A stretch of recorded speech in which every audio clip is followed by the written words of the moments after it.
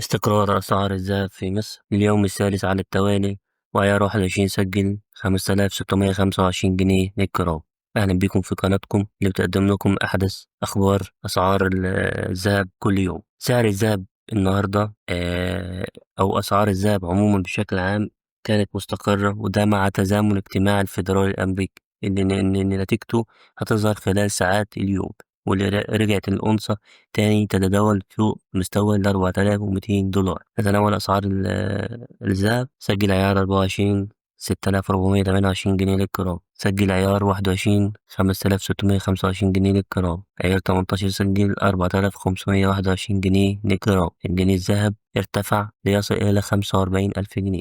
الذهب خلال شهر ديسمبر ظهر عليه شوية ضعف، لكن لسه محافظ على مكاسبه الكبيرة اللي حققها خلال الأربع شهور اللي فاتت بسبب التوقعات القوية بخفض الفايدة الأمريكية. كمان أسعار المعادن بشكل عام فضلت مستقرة، والفضة بالتحديدا قريبة من أعلى مستوياتها بعد الصعود الكبير الأسبوع اللي فات اللي حققته. مش عاوز أطول على حضراتكم، لو حابين تتابعوا معايا أسعار الذهب أول بأول ما تنسوش تعملوا لايك وتشتركوا في القناة وتفعلوا الجرس عشان يوصلكم كل جديد. سلام.